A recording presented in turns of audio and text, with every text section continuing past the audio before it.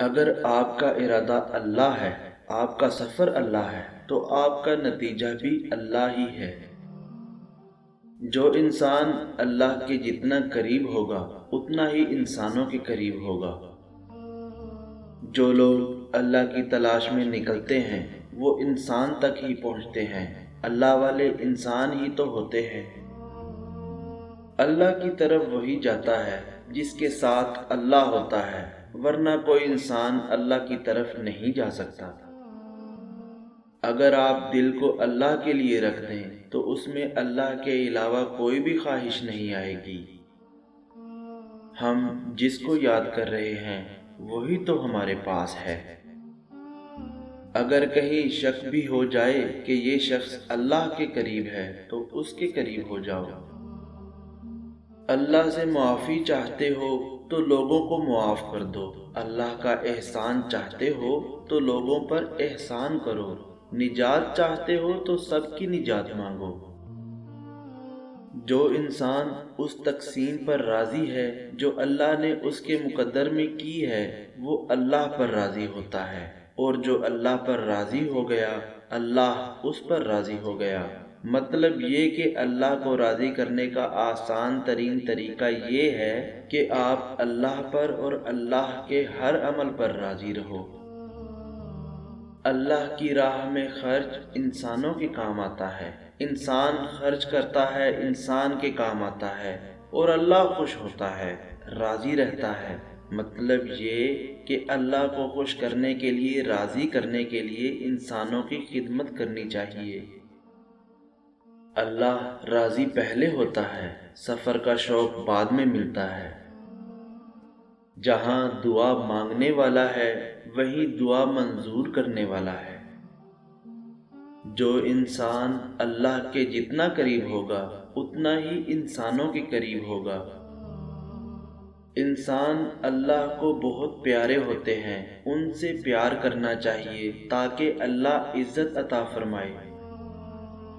اس عمل کو تلاش کیا جائے جو ہمیں بھی پسند ہو اور ہمارے مالک کو بھی۔ اللہ سے محبت کرنے والے ہر انسان سے محبت کرتے ہیں۔ اللہ کے قریب کر دینے والا غم دور کر دینے والی خوشیوں سے بدرجہ بہتر ہے۔ لوگ اللہ سے اس کے تقرب کے علاوہ سب کچھ مانگتے رہتے ہیں۔ جس کی رات بیدار ہو جائے اس کا نصیب جاگ اٹھتا ہے۔ آج کا انسان سکون کی خاطر آسمانوں کے دروازے کھولنے چلا گیا ہے، لیکن اس سے دل کا دروازہ نہیں کھلتا۔ دنیا دار جس مقام پر بیزار ہوتا ہے مومن اس مقام پر صبر کرتا ہے، اور مومن جس مقام پر صبر کرتا ہے مقرب اس مقام پر شکر کرتا ہے، کیونکہ یہی مقام وصال حق کا مقام ہے۔ مخبر کا انتظار کرو، آپ میں سے ہی، آپ کے آس پاس آپ جیسا انسان، کوئی انسان نہ جانے کب کہاں بولنا شروع کر دے۔ سماعت متوجہ رکھو۔ اللہ کے محبوب اور اللہ کے ولی کسی سے ایک دفعہ تعلق قائم کرنے کے بعد اس تعلق کو توڑتے نہیں، بازو پکڑنے کی لاج رکھتے ہیں۔ اللہ انسانوں سے بے نیاز ہے، لیکن اللہ والے بے نیاز و بے پرواہ نہیں ہوتے، اسی لیے تو وہ اللہ والے کہلاتے ہیں، یعنی اللہ والے انسانوں والے ہوتے ہیں۔ اللہ کا قرب ملتا ہی انسانوں کی خدمت اور ان کی محبت سے ہے۔ ساری کائنات بھی اگر مخالف ہو جائے تو اللہ اور اللہ والوں کو فرق نہیں پڑ سکتا۔ خانہ کعبہ کی زیارت، مدینہ منورہ کی حاضری، کربلائے معلیٰ کی حاضری، بزرگان دین کے آستانوں کی حاضری، اپنے مشائخ عظام کے در دولت پر حاضری، سب ہی اطمینان کے ابواب ہیں، اور یہ سب ذکر الہی کی عظیم منزل کے عظیم راستے کے مقامات ہیں۔ نیت اللہ ہو، سارا سفر اللہ کا ذکر ہے۔ اپنی زندگی کو بے ضرر بنانا عبادت کی ابتدا، اور زندگی کو منفعت بخش بنانا اس کی انتہا ہے۔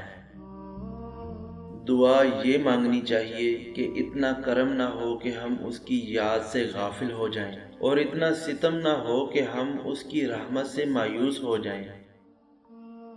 ہم شکم کو دل پر ترجیح دیتے ہیں، سکون کیسے ملے؟ اللہ کی اطاعت نہ کرنے سے ہمیں بڑی بڑی اطاعتیں کرنی پڑتی ہیں۔ غریبی دو قسم کی ہوتی ہے، ایک مایوسی، ایک پر امید۔ مایوس غریب کفر کے قریب ہوتا ہے، اور پر امید غریب غربت کی بدولت اللہ کے حبیب کے قریب ہوتا ہے۔ اگر ایک عابد ڈاکٹر مریضوں کے حق میں صحیح نہیں تو اس کے لیے اس کی عبادت منفعت نہ لائے گی۔ ایک کافر اگر قرآن پڑھ لے تو مومن نہیں ہو جاتا۔ تقوی شرط ہے ہدایت کے لیے۔ حقیقت کے سفر کے لیے پہلے اپنے آپ میں اپنی حقیقت سے آگاہی حاصل کرنا چاہیے۔ آئینہ دل جتنا مصفح ہوگا اتنا ہی آسانی سے جلوہ حق قبول کر سکے گا۔ اللہ کا قرب پیشانی کو سجدے میں رکھ کر حاصل ہوتا ہے۔ سجدہ یہاں ہے، تعلق وہاں۔ سمندر کا وہ پانی جو سمندر سے باہر ہو، اسے دریا، جھیل، بادل، آنسو، شبنم کچھ بھی کہہ دو، لیکن پانی کا وہ حصہ جو سمندر میں شامل ہو جائے وہ سمندر ہی کہلائے گا۔ دعا پر اعتماد ہی نیکی ہے۔ جب ہم تنہائی اور خاموشی میں دعا مانگتے ہیں تو ہم اس یقین کا اعلان کر رہے ہوتے ہیں کہ ہمارا اللہ تنہائی میں ہمارے پاس ہے اور وہ خاموشی کی زبان بھی سنتا ہے۔ دعا میں خلوص آنکھوں کو پرنم کر دیتا ہے، اور یہی آنسو دعا کی منظوری کی دلیل ہے۔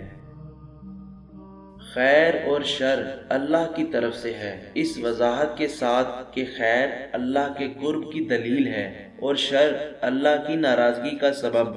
خیر اور شر کا اللہ کی طرف سے آنا ایسے ہی ہے جیسے زندگی اور موت اللہ کی طرف سے ہے۔ خیر طلبی اللہ کی مہربانی ہے اور شر ہمارے نفس کی تمنا۔ ہم اپنے ارادوں کو احکام الہی کے تابع کر دیں تو یہ کشمکش ختم ہو جاتی ہے، یا کم از کم ہو جاتی ہے۔ خدا ہمیں اپنے نفس کے شر سے بچائے، آمین۔ مزید ایسی ویڈیوز دیکھنے کے لیے ہمارا چینل اردو سٹوری سبسکرائب کریں اور بیل آئیکن پر کلک کریں۔